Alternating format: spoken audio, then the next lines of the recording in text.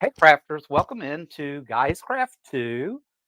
So sorry about that. I forgot about getting a microphone, which may help and make things a little easier tonight. So it is Thursday evening, so pre Friday celebration, and just thought we would do a little sew and talking. I am still working on this one project off the um, off the link I found on Facebook. Still haven't been able to find it, but still still working on the same thing.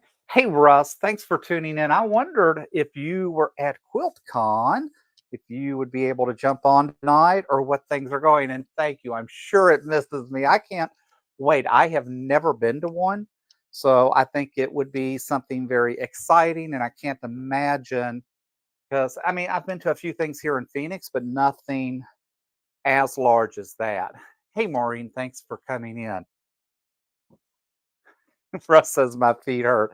I can imagine. I can tell you, the biggest show I've been to so far has had probably about 75 vendors, and just maybe 5, 6 aisles, but just it's so much walking, and it's not always just the walking getting there; it's the walking back and forth trying to get to the venue itself and trying to find decent parking. So hopefully, Rush, you're staying close to the venue itself, so that maybe is not as big a deal as some other things.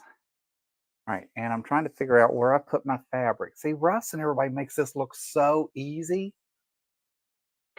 Russ says, I only did vendors today. Quilts is tomorrow. I'm excited. I mean, like I said, we've got the Palo Verde Patchers is our local quilt group that I belong to. Our show is Saturday and Sunday. We actually have a preview tomorrow. So if you work our show, you're able to go for an hour and a half or so tomorrow and walk it and see everything before we open it up. And we're actually having wine and appetizers. So I'm kind of anxious to see because, to be honest, I know a lot. I know most of the women in that, but I don't. I don't know what they've put in. So it'll be exciting just to see all the um, all the things that are in there. Hey, Beverly, thanks for tuning in this evening. This is just, and I appreciate being a first time viewer. How awesome is that? So hopefully you like listening to me just rattle on and on. Right now we're going to talk about being jealous because Russ knows I love Villa Rosa and he gets to go see Villa Rosa tomorrow. So how awesome is that? That right there is enough to make you want to go to QuiltCon because there's a couple of suppliers we all kind of fall in love with, and Villa Rosa just happens to be one that works for me, that makes sense, that goes along with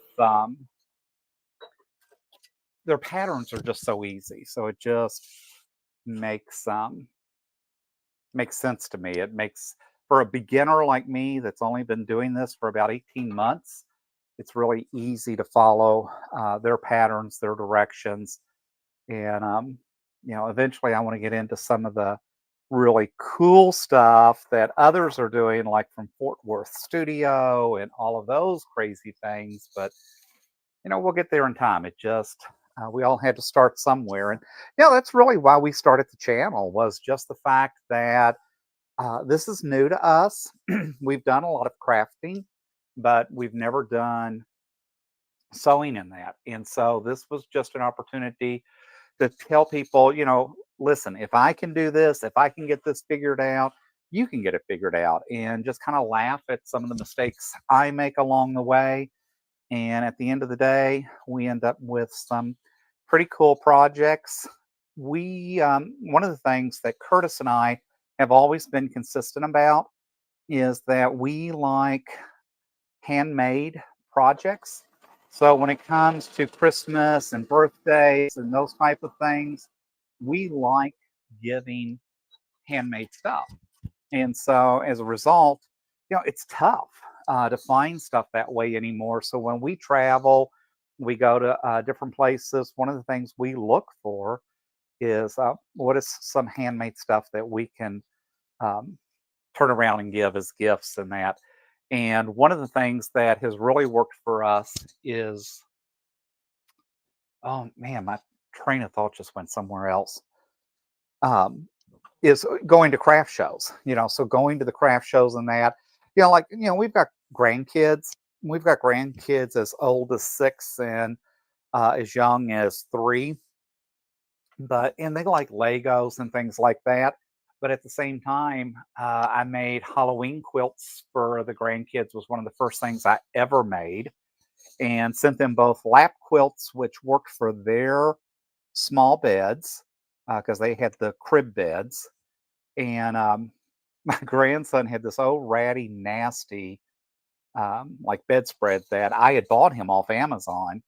And my daughter had tried to get rid of it. She wanted to have something different, and he was not having it. And the minute the Halloween quilt showed up, he went and ripped that one off the bed, put that one on, and she's like, it just kills me, like, And I was like, yeah, I've raised kids, so I know how crazy kids can be, especially at that age. At that time, he was 3, and I told her, I said, it's not a big deal, but you're also not Papa John because I'm Papa John. So at the end of the day, it's got to be good if I made it and sent it. So they're over in Virginia.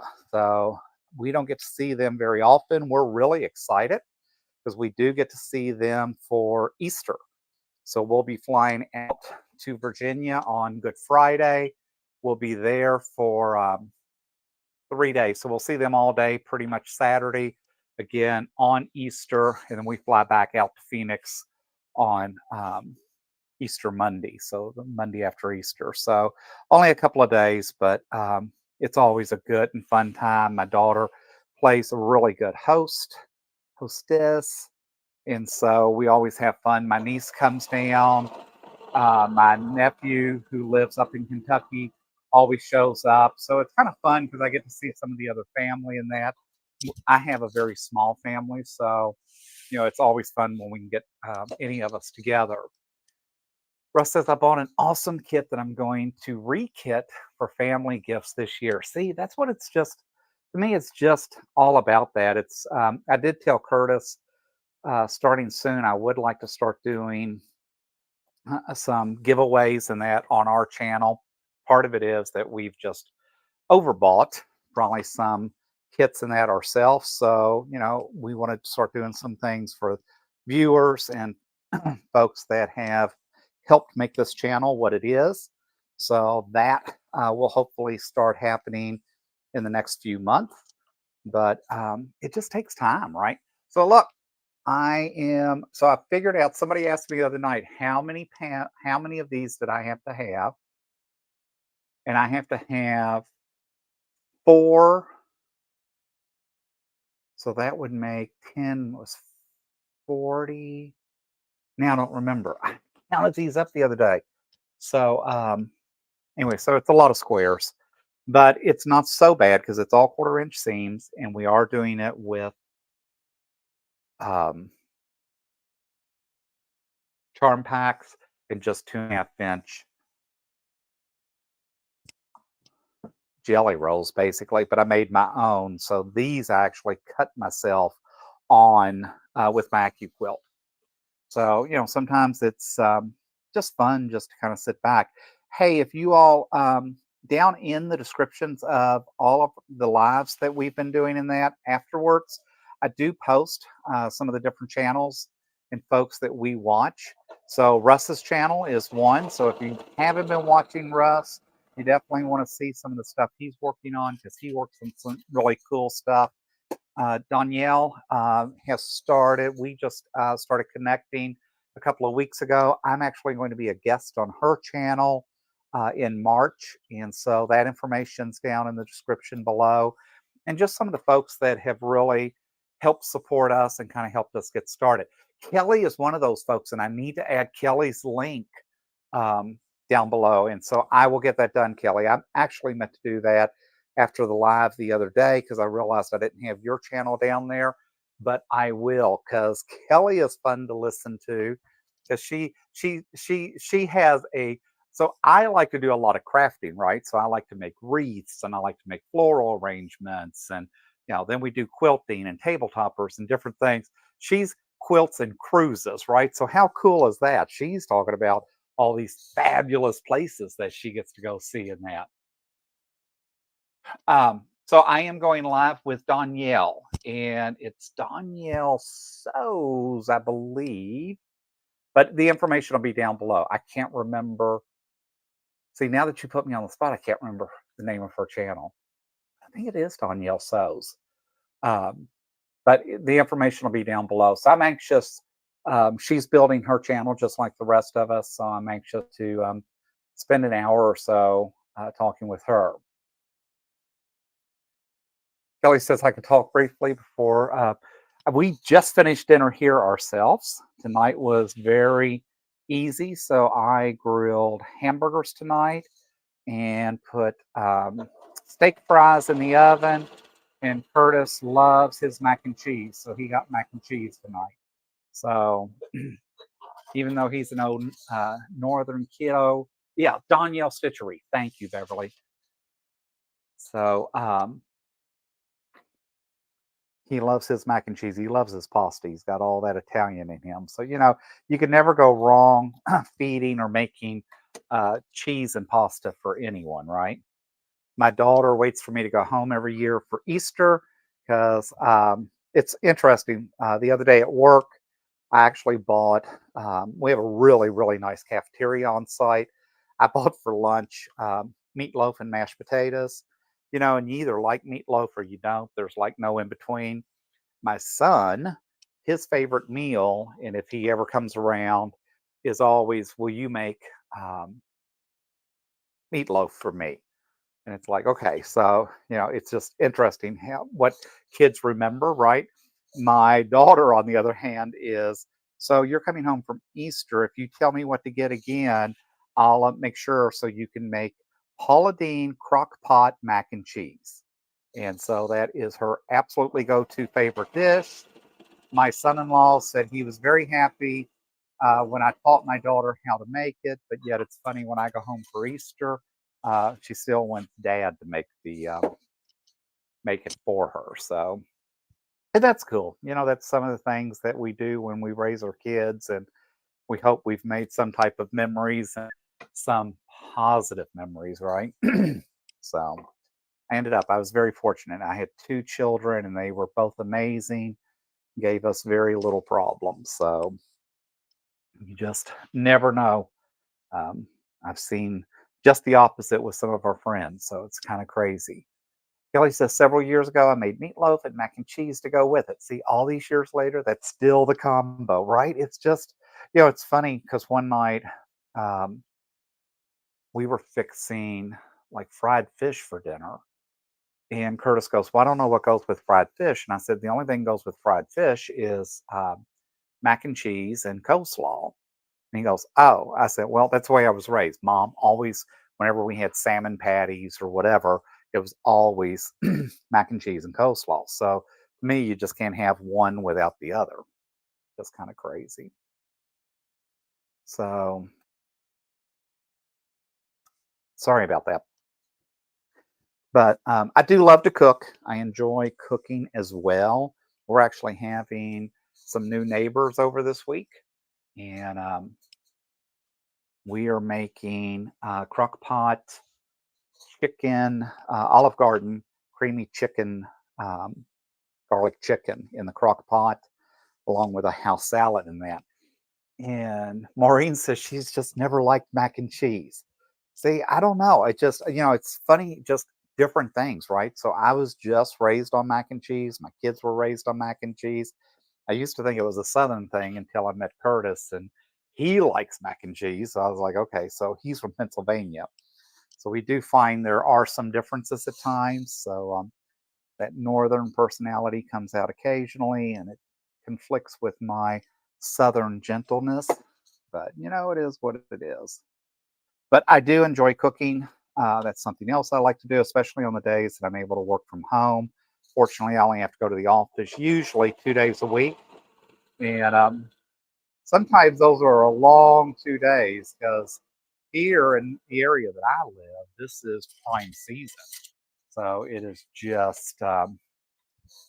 just crazy as far as traffic and just getting around in that. So it'll be nice when all the snowbirds head back um, to Minnesota, Wisconsin, and that.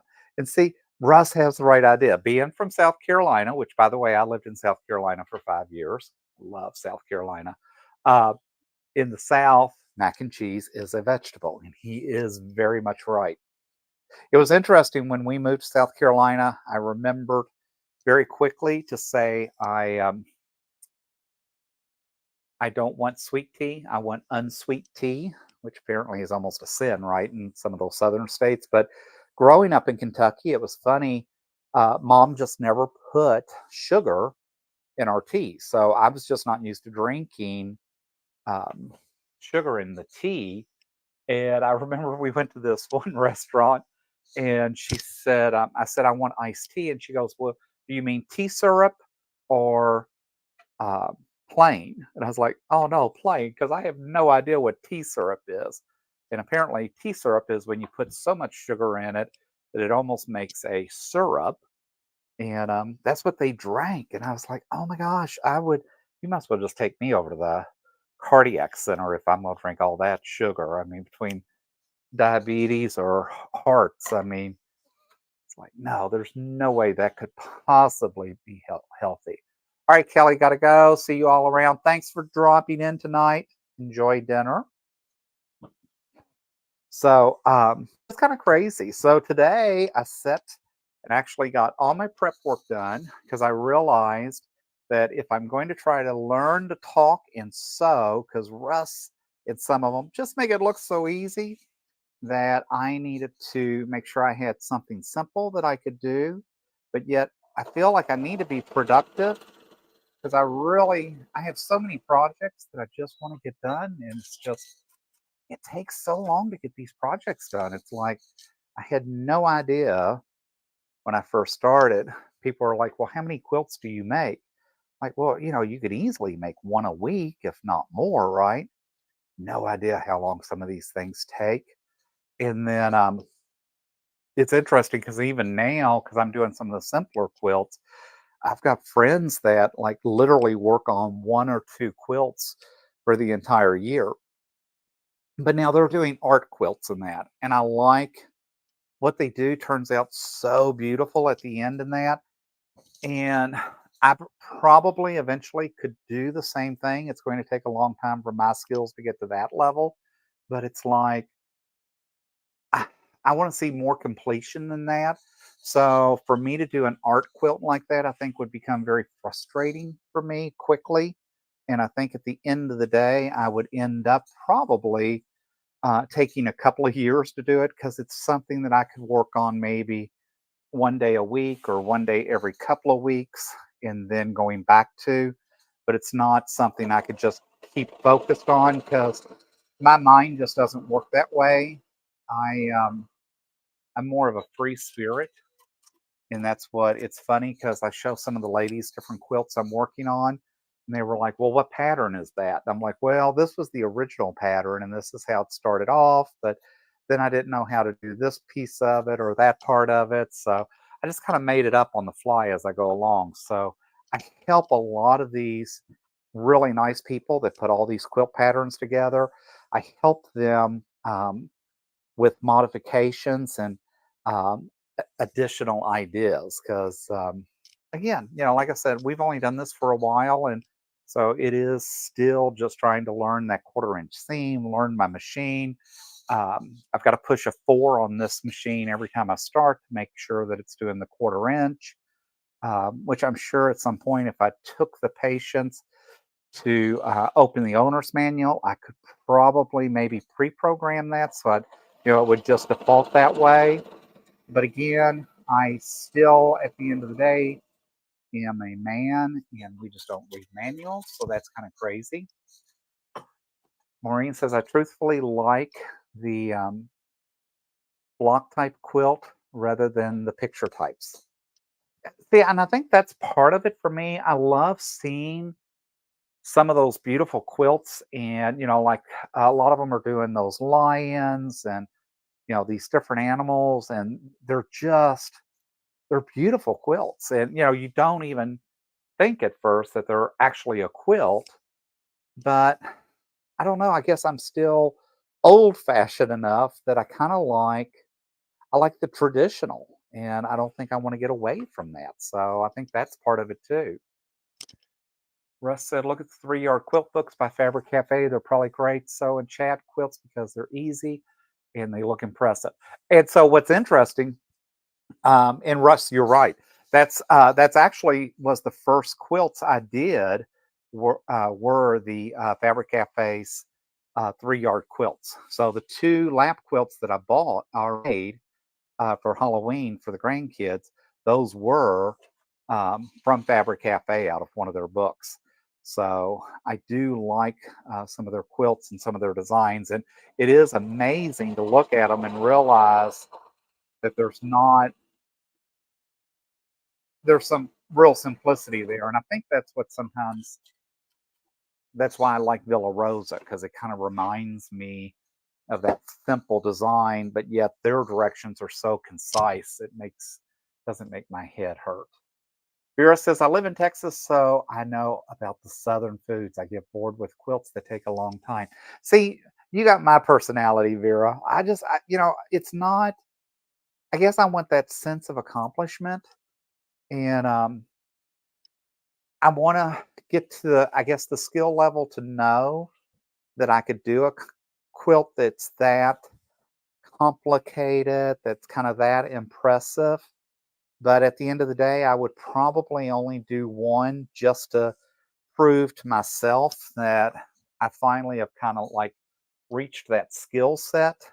But then at the same time, it would be, yeah, I did it. I got the check mark, and I just want to do more quilting. I want to do more sewing. That's what I think frustrated me when I first started quilting, because I was taking lessons from one of the local stores here, and the lady that runs the business, and that is just amazing. She helped me so much. She made me feel so comfortable.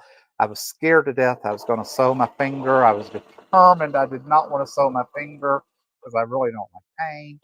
And so, it makes sense that I'd go out and buy a sewing machine, right? And then have a fear of that. But it was funny because she's the one that helped me with the 3 yard quilt. She's the one that recommended that would be a good place to start. That would be, good accomplishments in that. But then at the end of the day, it was like, wow, it's about that simplicity. It's about, but every time I ask her something, she was like, okay, so we sewed for all of 30 seconds. And then it's like, okay, now let's go over to the ironing board. We iron this. Let's cut this. Let's trim this. Now iron that out. Now let's go back and sew. We sewed for like 30 seconds and I'm back to the ironing board in that. It was like, okay, you're all killing me because I came here to take lessons so I could learn to sew and, learn all about piecing and things together. But instead, I spent more time at the ironing board and cutting fabric. And so it was like, oh. And then I'm still realizing that my education was never what it should have been because I never did quite learn how to read everything on a ruler that I should have. So, we're still addressing some of that.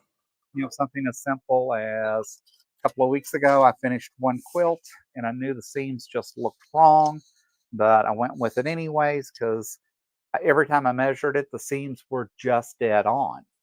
And I'm like, oh, so I don't know why the seams just looked too big. They just didn't look like what they should. And eventually, after I was almost done with the quilt, I figured out that they weren't correct. They were consistent and they were perfect and dead on. But unfortunately, I did that entire quilt with 1/2 inch seams. And you know what? At the end of the day, no one else knows. It worked out fine. The quilt actually looks really good. But, it's just learning to have the patience, check, recheck, and then recheck your rechecks. So we'll there.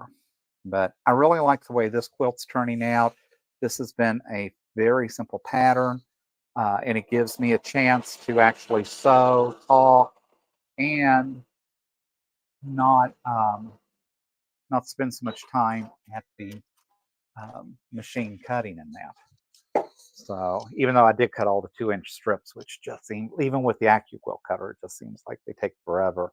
I know it was funny. I was talking to someone the other day, and they said, "Well, there's so much fabric waste with an AccuQuilt," and I was like, "I hate to tell you, I think there's fabric waste in quilting. I mean, so if that's your main concern, I don't know if quilting's the right thing because I mean, there's just a lot of waste to a degree. It's interesting.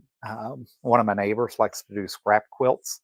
So every time I show her a new piece of fabric I buy, she comes down and goes, "All right, just save me a little piece of that. I just want a piece of that." Because we don't necessarily have the same taste when it comes to fabrics and that. But because she does so many scrap quilts, she likes having that variety. And so mine actually brings a lot of variety to her. So, which is kind of cool.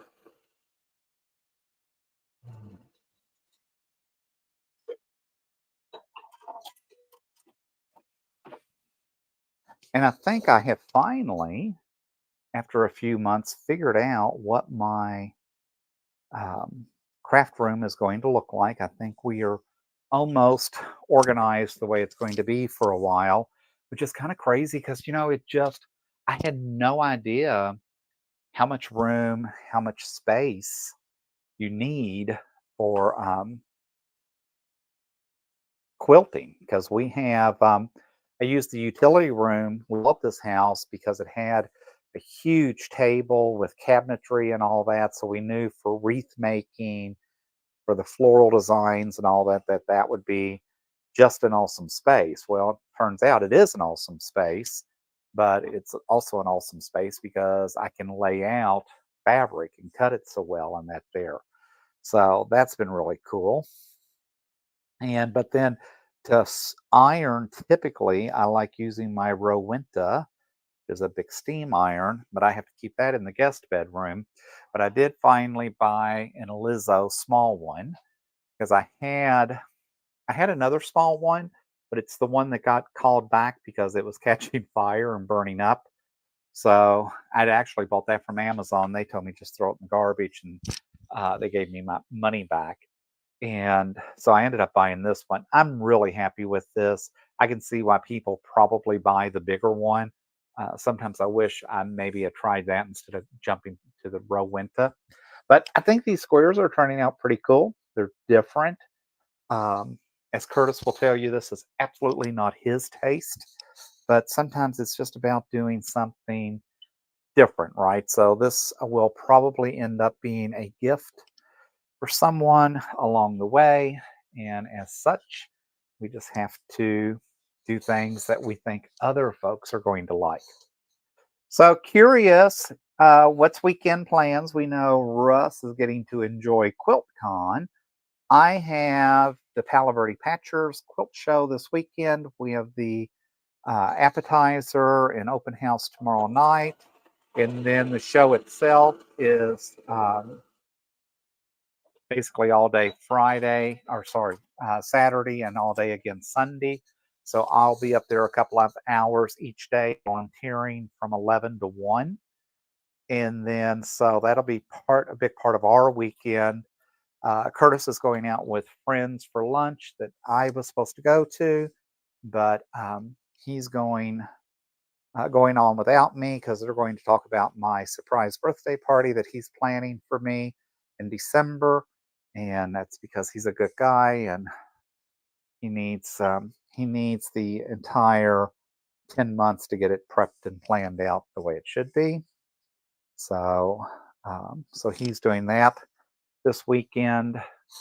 And then, like I said earlier, we're having neighbors over Sunday night for dinner just to kind of get to meet and greet them. They're fairly new to the community. Curtis and I have only been here for 2 years in this um, development. We love it, love everything about it. Of course, I love Arizona. So, um, that makes it simple. But we like having good relationships with our neighbors, especially because we travel and do some things. So it's good to spend a little time. We are kind of very much the Mayberry community, and the two streets we live on a corner are very friendly here. And so it's really nice that we have such good neighbors in that. So it's kind of the old world.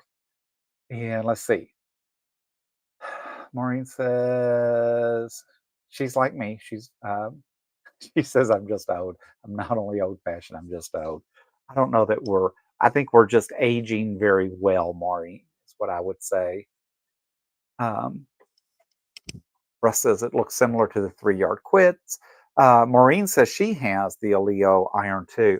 There's just something about this iron. It just heats up really nice. It's easy to handle. So kind of finding I like using it in this size better for me, and especially if I'm doing a live in that, it works in this room so much better than the big one. And I don't know, I like a lot of things about that.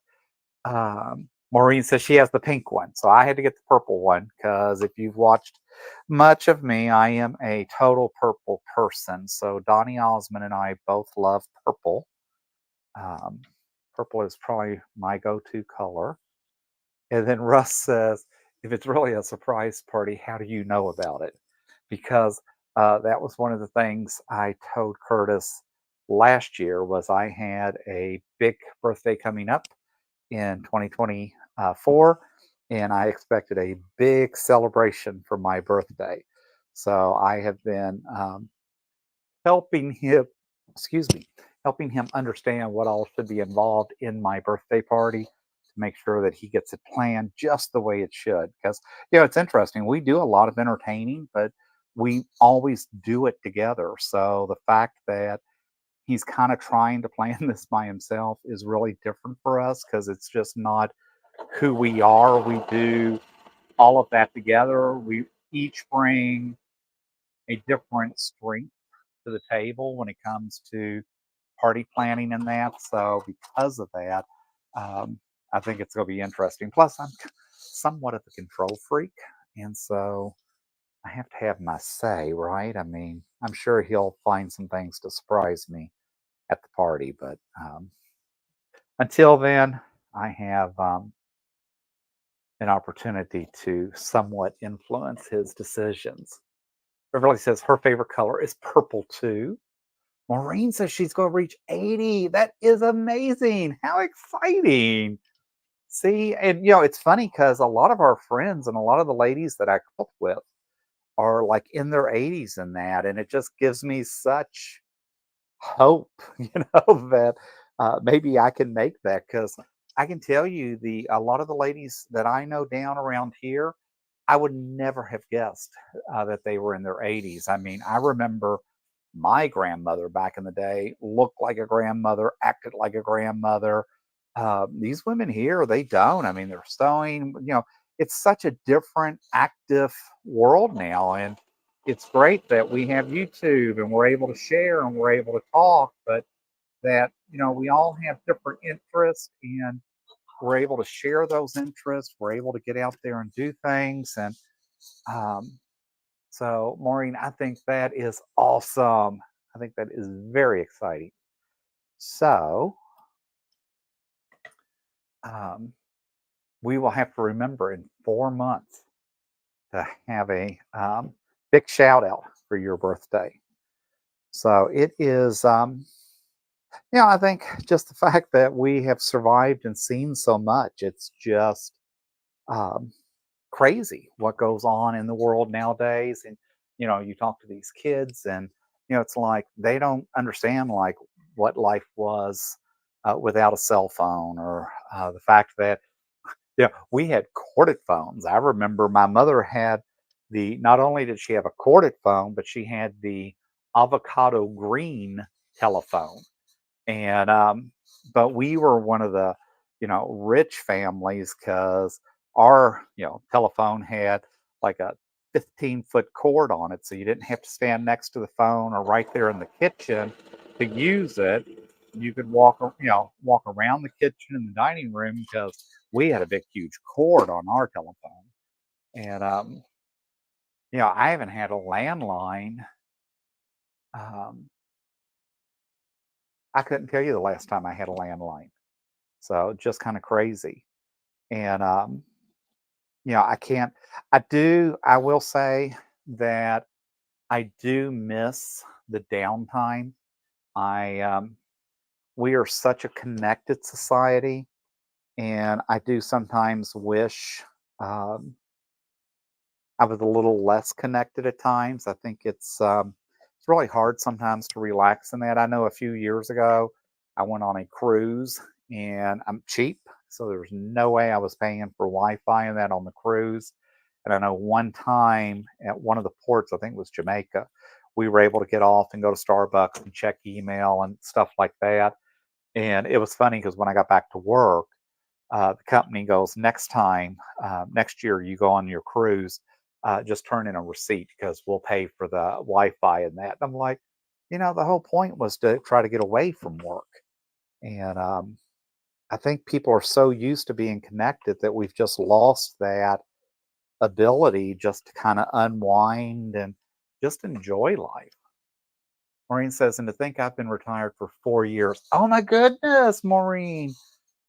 Oh no, I want to retire sooner than that. I've got about 8 years left. I want to work till about 68, but um, I definitely, I hate to say I'm already counting the days, but I do, and I love what I do in that, but I just got so much more I want to do, and it's just crazy. So it's hard to get it all done anymore. And it's interesting because we've got friends here that are in their late 50s, early 60s that are already retired and that. And unfortunately, my life didn't line up that way, and that's fine. And I'm very fortunate to have a great job and work for a very good company. So I don't have issues there, but I am looking forward to it. I have to say that I am definitely ready to hang up my spurs. I'm not going to be there forever, but I do I do have a good team in that, and I think that makes all the difference. If you're with the right people in the right company, it does make a difference. So, all right. So I am going to finish sewing this one um, length on, iron that back out, and then talk about what's coming up this weekend. Feel free. We'll have another live on Sunday night. We are still trying to work on the schedule that's going to make sense. Curtis actually had said he would be on the live tonight with us. As you know, he doesn't quilt in that, but he likes to sit in the background. He loves to read the comments. So the plan is for him to be on Sunday and be part of that live, at least reading the comments and that, while I still learn to sew and talk, and we'll see how that goes. But we are trying to hold the 4 o'clock space on Sunday afternoon Arizona time as part of it. We're still trying to figure out what makes sense during the week. As you all remember, some of you that still work, um, it's just difficult at times to figure out when we can jump on. So I'm trying to do less impromptu and at least somewhat announce that we're going to be out here, but I know it gets tough. So you all just kind of hang with us and be a little patient. We appreciate each and every one of you. We have hit over 700 subscribers. Our channel continues to grow. Love the feedback. Appreciate each and every one of you. It means so much to both myself and Curtis. And with that said, I am going to wrap things up. I appreciate you all dropping in this evening, watching me sew a little bit. Hopefully, maybe you all got to do a little sewing while I was sewing. Uh, Maybe we made some interesting talks and topics tonight. Tell your friends, tell your neighbors about our channel. Give us the thumbs up. But we appreciate each and every one of you. It's always fun to chat and be able to sew a little bit with you and learn about what else is going on in the world of quilting. Tell Russ not to spend too much money and for him to be safe while he's traveling. And for the rest of you, thanks, Beverly. Thanks, Russ, Maureen, all of you. Thanks for being in here tonight. And until next time, Happy crafting.